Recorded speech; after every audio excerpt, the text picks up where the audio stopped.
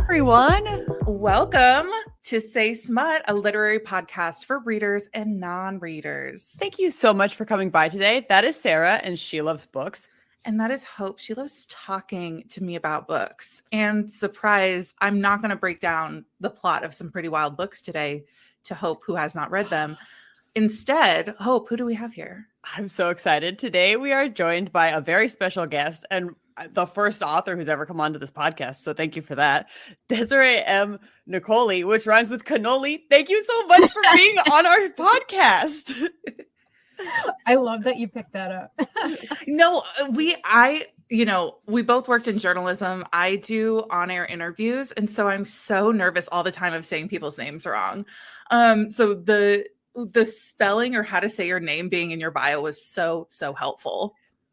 Well, I'm glad it was, because I get some fun ones. Like I've been called Nicole before, or Niccoli, or Niccoli, which I'm not like upset about. None of those like offend me or anything, but I just figure like might as well know. Well, if our listeners don't know who you are, let's give them a little reminder. Yes. You wrote the book Given to the Ghoul, which we covered on episode 15, but you've also written Follow Me to the Yew Tree, right? Is that how you say it? Yew Tree? Yep. Called to the Deep, Song of Lorelei, and you have an upcoming book in the Haven Cove series called Ensnaring the Siren coming out on August 6th. We've got ghosts. We got sirens.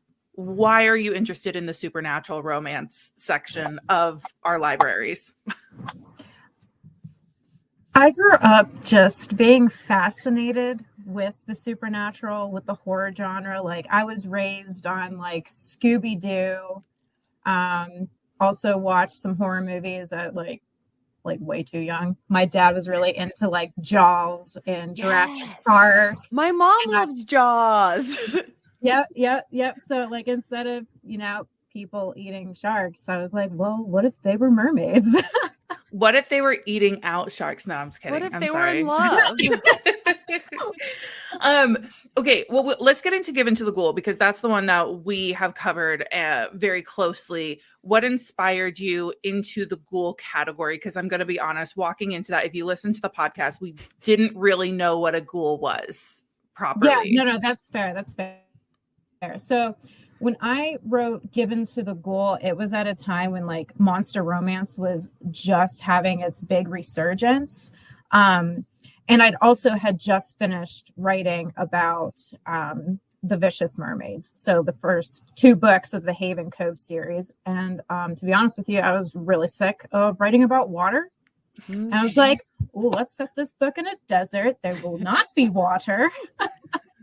Fair. And back to like just really loving the horror genre. Like I wanted to write a monster that was scary, also romanceable, but like at its core vicious, terrifying. And ghouls are that. They also hang out in deserts, so it was kind of a natural fit. Well, and it seems appropriate because we kind of even say in the podcast, like they're kind of like the sirens of the desert. Yeah, sort of. Sirens of the deserty. Yeah, they're shapeshifters, or at least in some stories, they're shapeshifters, so they can kind of like turn into beautiful people that lure you in, and then have a nice little snack. It depends what kind of snack we're talking about. Yeah. What kind of research did you do for this book? Actually, because I really like rich nature settings, so you'll see this in my mermaid books too. But for Given to the Ghoul, because it's set in the Sonoran Desert, I really wanted to paint a picture of what like the landscape is like, the kinds of plants that grow there, its climate. I've never been to the desert. I would love to. It's on my bucket list, but like the Sonoran is full of life and, flora and such. So it's like it's not just like this wasteland of desert. There's like cacti and all these beautiful like desert flowers. So I don't know, because it's the story, like the inciting, like the premise of it is terrifying. Mina, the main character, is being sacrificed, sent out into the desert to basically be eaten by ghouls. So like it's supposed to be terrifying, but as she's going through the desert, minus the fact that, you know, she has to survive, like it's also very beautiful there. It's like it's like if you have water and you're not, you know, under the blistering scorching sun, like it's very romantic. Like when night falls and she meets the ghoul and learns that he's not going to eat her in the bad way, just the good one. Like there's a beautiful tapestry of stars above them, like you can see the Milky Way. So the horrific becomes romantic, if that makes sense. Yeah, no, I absolutely loved the setting, because I think when you get those novellas, you don't quite get all the detail in it that you may want. But Hope was really hung up on the name of our man. This is nothing to Gareth. do with. I love Gareth. It's just that I also happen to be familiar with a podcast called The Dollop, which includes a comedian named Gareth Reynolds, who does have red hair. So when Gareth is like shape-shifting, and especially when he gets like a little redheady, I think we mentioned in our coverage of it on the podcast, I was like, that I can only envision this comedian. I only What a can. happy accident. What a happy accident. It was like a funny just for me that you couldn't have possibly intended. No, yeah, but I love that it's there. I'm glad that there was an accidental Easter egg there for you. I appreciate it. But how did you decide what Gareth was going to look like? Well, I kind of was thinking, okay, so this is a shapeshifter, can be anybody in the world. The base canvas of what he should look like, I wanted to make it as like plain and buildable as possible. So like he doesn't have, like he's bald, no like eyebrows, no lips, like he has a mouth and like sharp teeth on the inside, but like, and then I think his eyes are like milk white. So it's literally, he's like almost a blank canvas with like some sharper edges, which is really important because there's something that he fixates on in the story is his appearance. Like he doesn't want to show himself as his true self. Like he is insistent on like presenting as human. And he like tailors himself to Mina's desires in that way. So in the beginning, when he's doing like here I am as a redhead, I have like blue eyes or something, or he like swaps to a blonde with like green eyes or whatever it is. Like she's like, no. And then he like goes for like, you know, darker eyes, darker hair. And she's like, okay, if we have to be human, like I like that one best. Option 3, please. I love the call out. And I am curious, you like, even as an author, you kind of have a blank canvas to work with like shape shifting and like monster smut. How did you pick out his penis? I have to ask. I feel like I have to ask because it's ribbed. Listeners will be upset if we don't ask. No, I would also be mad if you didn't ask. Okay, so I wish I was really creative when it comes to penis design. I looked on like Bad Dragon and I'm like, no, it's not a tentacle because that doesn't make sense. And I'm like, well, this is why I write books and I don't design dildos, because I was like, well, we'll just put some ridges on there, some well-placed, you know, whatever. It'll stimulate something up there. Really made for her. Yeah, you know, I'm like, but that's a good question. Like, what if in like, I don't know, there's a sequel and he learns how to shapeshift his penis and she's like, no, I want a tentacle today. And he's like, all right. What an incredible mechanic to include in a future book. That's so great. This is, you've now opened a never ending. Like, I just thought of it right now because of you two. So good. Yeah, no, this is so exciting. Okay, but you have sequels with your Siren series. Would you have a sequel with the Ghoul series? Because there's a whole like community of ghouls. Yes. Right now, my brain does not have enough ideas to create a whole book, even if it's just like a 80-page novella. I'm like, I would be open to it. I would absolutely be open to it. I just need like the creative. Girl, you're writing shit already. I don't blame you. You You're are already busy. on. You've got another book coming out.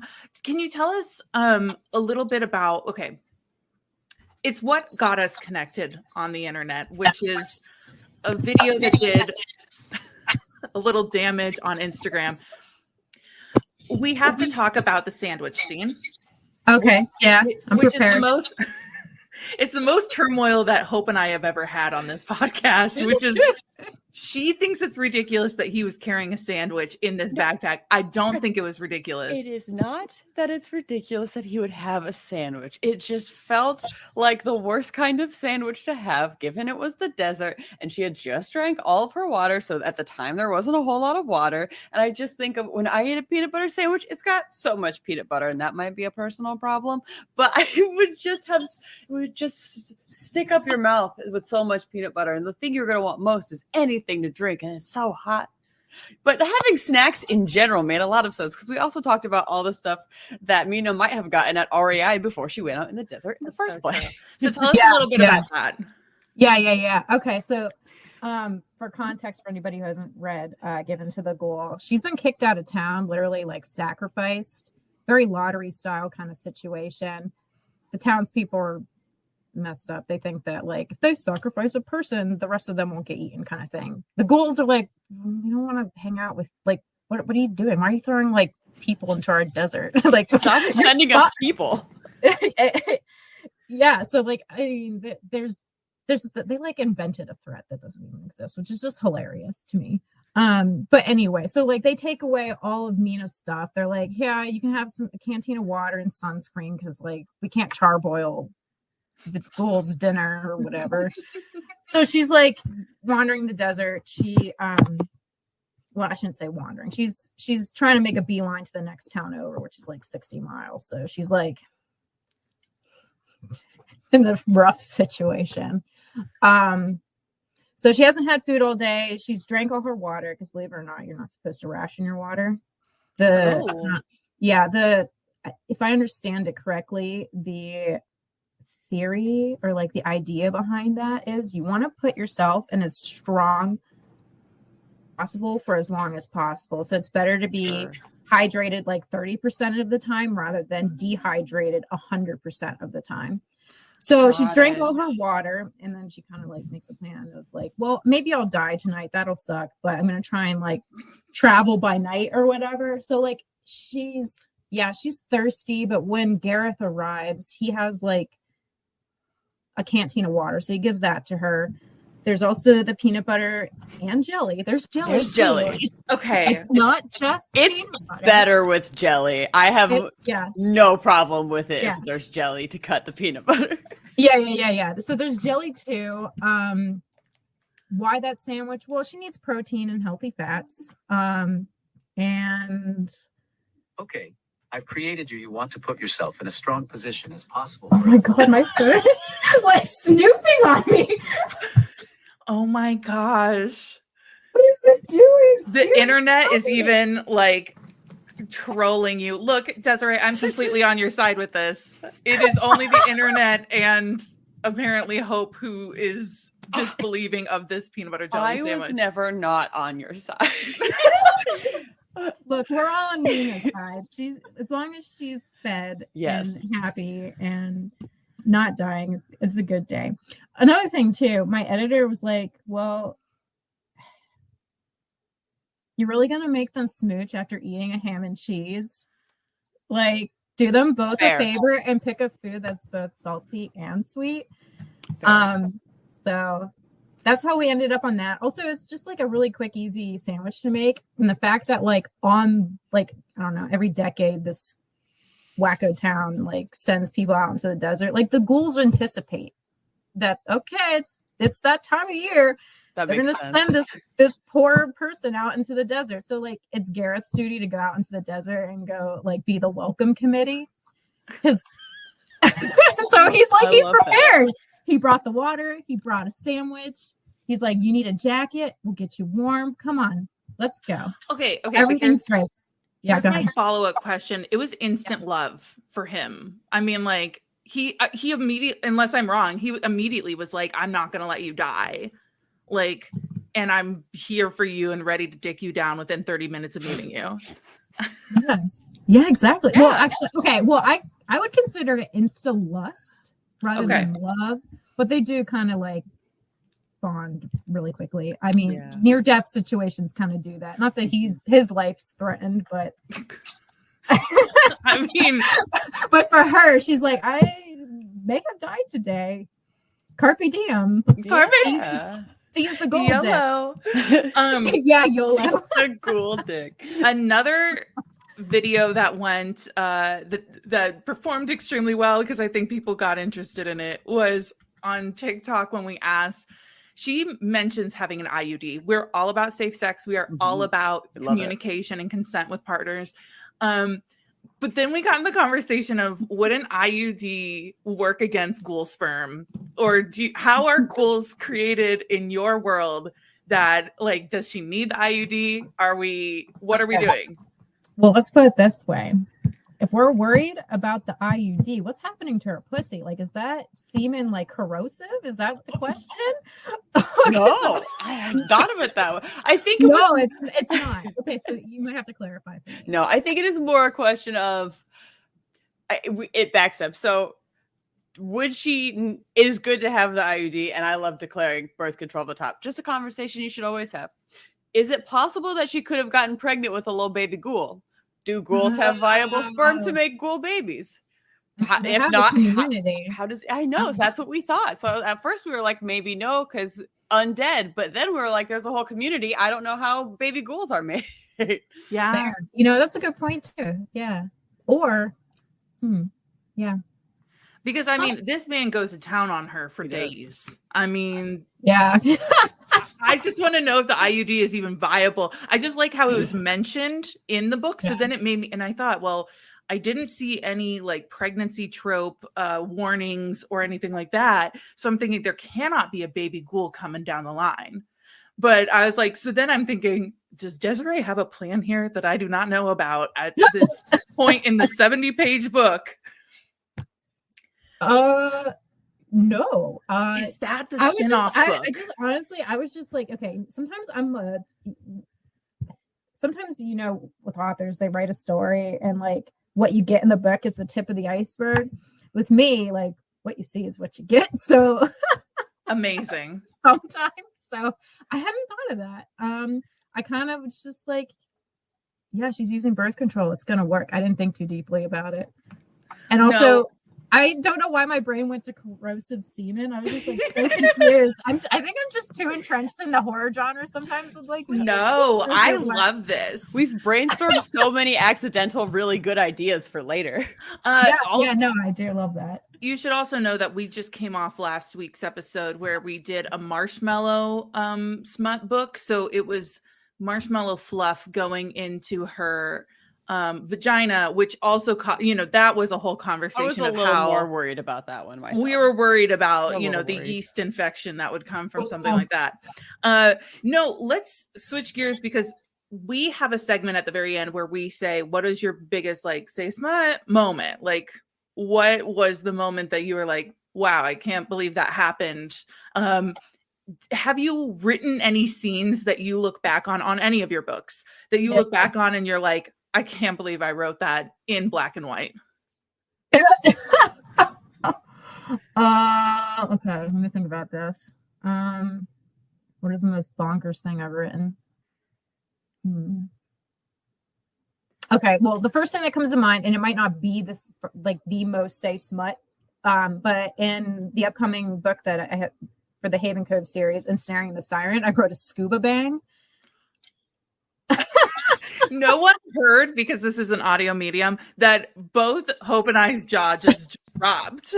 But that's if you were like much, but what can you tell us? Yeah, no, if you're wondering about why is Mina eating a peanut butter and jelly sandwich in the desert, you're going to be wondering, like, why isn't this man dying at like 90 feet below the surface? Like, don't squint too hard. No science, well, very limited science was used in the writing of that scene. I don't need science in my books.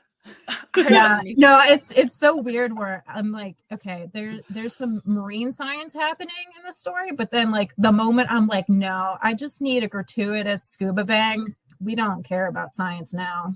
Okay, while we're on the subject though of your new book, can you give us a little light review of what people can expect from this book, because it is another siren book? Yeah, so people eating mermaids.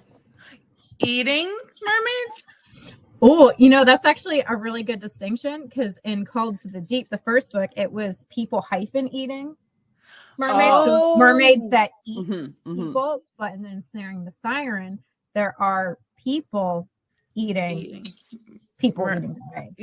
Oh my gosh. I'm There's so like glad. thickens. Yeah, there's like a whole black market like plot going on. Ooh, wow. Well, we are definitely gagged and ready for that. But tell us a little bit about the plot around these people eating people, mermaid people eating mermaids.